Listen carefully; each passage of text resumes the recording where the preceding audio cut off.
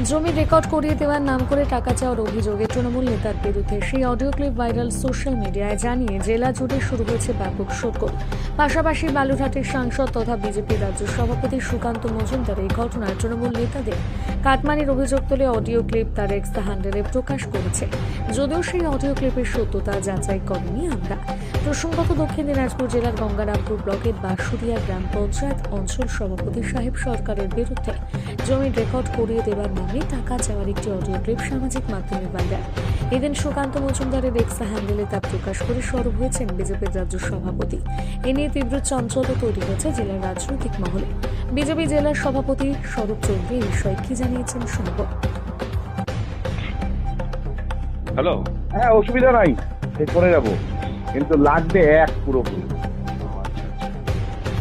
না, ওরা ওইভাবে না, আমাকে বলেছিল এটাই যে মানে যদি 20-30 বা 40 ওরা বাড়িতে এসে আমাকে 6-এর অফার দিয়ে গেছে। 6 বলবে, 6 ফিক্স। ফিক্সটা তো 1000 হয়। কথা বলো তুই। আমি এই সেটা জানি না দাদা, আমাকে বলেছিল এইভাবে, যেটুকু বলেছিল যে যদি 40 লাস্ট 50-এর মধ্যেও যদি হয় তাহলে আমরা আছি, তাহলে তোমরা এই ঠিক আছে, বলে দাও যে ওখানে 50 নিবে, আমি আর কোনো বিষয় ইন্টারফেয়ার করবো না। বলছে আমাদের তাহলে একটু সহযোগিতা করে রেকর্ডটাকে করা দিতে হবে। হ্যাঁ হ্যাঁ হ্যাঁ, বলো, মাঝে শুনতে পাচ্ছি না, বলো। ওকে বললাম এটাই যে সাহেবটা এখান থেকে সরে যাবে, আমিও সরে যাব, এটা লাগবে, হ্যাঁ, টাকা লাগবে। এটা তো ঘটনা হচ্ছে যে সাহেবটা কোনো রকম হেল্প করতে হবে না রেকর্ডের ব্যাপারে। তোমরা যেটা বলেছিলে রেকর্ডের ব্যাপারে হেল্প করার কথা, কোনো অবজেকশন তুলে নিতে, এরকম কোনো হেল্প করতে পারবে না, জাস্ট সরে যাবে সাহেবটা, তাই তো নাকি? একদম।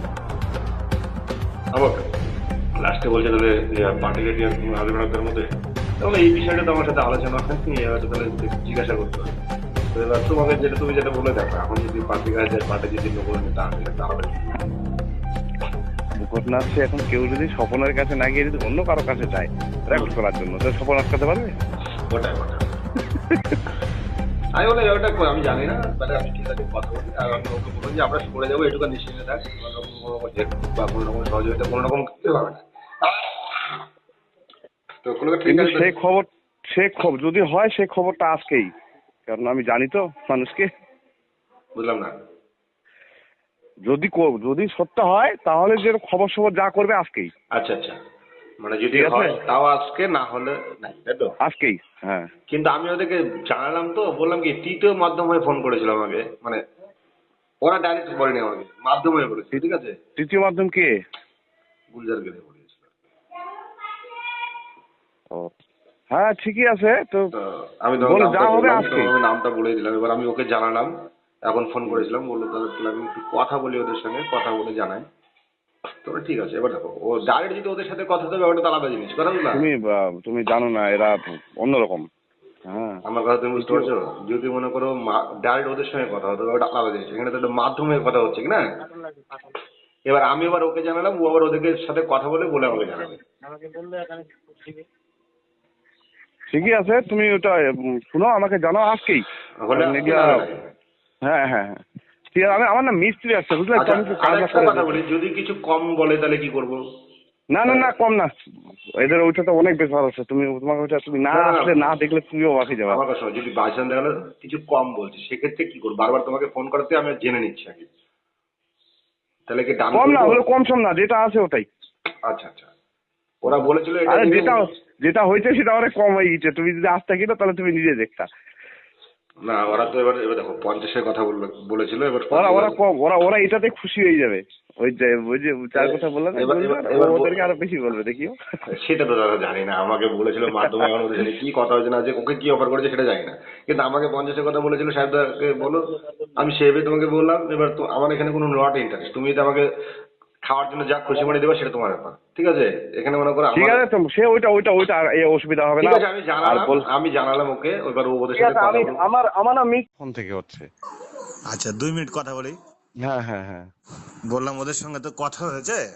হ্যাঁ, তো ওরা তো দিতে চাইলো। তো ব্যাপার হচ্ছে, ওরা রবিবার দিন হাট করবে বলছে, এখন তো ডাল সিজন বুঝতে পারছো, ওর মধ্যে হাতে থাকে না, তো রবিবার দিন হাট করে সোমবার দেবে আর কি। তো সেদিনকে তোমাকে ওই দুবার ফোন করেছিলাম, তুমি তো বলো কাপড় কাচা হচ্ছে। আমি সেদিন যেদিন দুবার ফোন করছিলাম সেদিন বিপ্লব মিত্রের সঙ্গে কথা বলছিলাম। আচ্ছা আচ্ছা। আর এই তার মধ্যে কালকে আমার না সুব্রত কালকে 15 বক্সী, আগস্টে ব্যস্ত, যার জন্য তোমাকে কালকে না বিরক্ত শোনো না, করিনি। কালকে রাত 8টার সময় সুব্রত বক্সী দিয়ে পাঠিয়েছে এমার্জেন্সি মিটিং রাখতে হবে। আচ্ছা আচ্ছা। এবার যেহেতু ব্লকের সব কাজ আমাকে করতে হয়, হুম। এবার সঙ্গে সরকার ফোন করলেন। এবার ওই থেকে এখন থেকে আমি শুধু ওইগুলো তড়ঝড়ি ব্যস্ত, কারণ ফোন না করলে তো নেতাদের তো হবে না, ফোন করতে হবে। সে তো ঠিক আছে, ওই জন্য আমি আরেকটা ফোন থেকে সকাল থেকে লেগে আছি। দেখো ওনাদেরকে তো বলা হলো, ওনারা রাজি হলো। এবার দেখা গেলো যে তুমি আমার সাথে তোমার সাথে কন্টিনিউ যোগাযোগ করতে পারছি না। এবার দেখা গেলো ওনারা একটা গরু বিক্রি করলো বা একটা না জিনিস। না, ওদের কাছে প্রচুর আছে। আমি ওইভাবে আমাকে বাড়িতে এসে- আমার কথা শোনো, আমি ওইভাবে বলছি না। ব্যাপার হচ্ছে কি, দেখা গেলো কি বাইচান্স কি বলতো, আমাকে একটা পরে চাপ দিলো, তুমি পরে দেখা গেলো যে পাল্টি খেলে, এবার পরে চাপ দিলো, তখন আমি ফেসে যাবো না। যার জন্য আমি তোমার সঙ্গে তোমার যোগাযোগটা অবশ্যই করা দরকার, কি না? আচ্ছা ওটা অসুবিধা নেই। হ্যাঁ ওটা হোক, সোমবার অসুবিধা নেই। আমি আপাতত কাজগুলো করি, আমার আজকে মিটিং আছে, নাহলে আজকে বিপ্লব মিত্র আমার কাটে দিবে। না, আমি তাহলে ওদেরকে হ্যাঁ বলে দিচ্ছি তাহলে। হ্যাঁ বলো।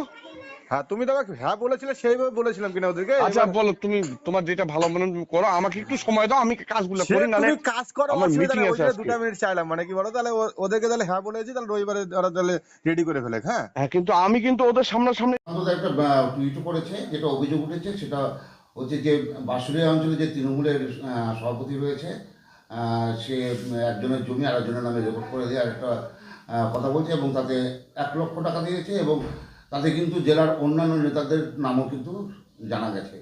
এই বিষয়টাকে কীভাবে দেখছেন, এই যে তৃণমূলের কাটমানি চাওয়া বিষয়টা? প্রথমত বলি যে তৃণমূল তো অ্যাকচুয়ালি একটা রাজনৈতিক দল নয়, এটা একটি দুর্নীতির সংস্থা।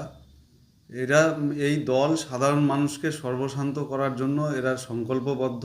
প্রতিটা নেতা কর্মী এরা তোলাবাজ, দুর্নীতিগ্রস্ত। তারা নিজেরা কখনোই বুকে হাত দিয়ে প্রমাণ করতে পারবে না যে তারা মানুষের জন্য রাজনীতিটা করে, নিজের জন্য রাজনীতিটা করে। এখানে একজন অঞ্চল সভাপতি কখনো এটা করতে পারে যে একজনের জমি আর একজনের নামে রেকর্ড করে দেওয়া, টাকা দিয়ে এটা করা সম্ভব? একটা রাজনৈতিক দল এইভাবে করে দক্ষিণ দিনাজপুরের মানুষকে সর্বশান্ত করছে, ভোট লুট করছে, মারপিট করছে, অশান্তি করছে, এবং গোটা এলাকায় দুষ্কৃতিপনা করে বেড়াচ্ছে। প্রশাসনের নাকের ডগায় থেকে এই কাজ করছে। এটা বিএলআরও অফিসের কাজ, এটা বিডিও এবং থানা, গঙ্গারামপুর থানা, বিডিও গঙ্গারামপুর, এদেরকে এই বিষয়গুলো দেখা উচিত। মানুষ হতাশাগ্রস্ত। এটা কোন রাজ্যে বসবাস করছে?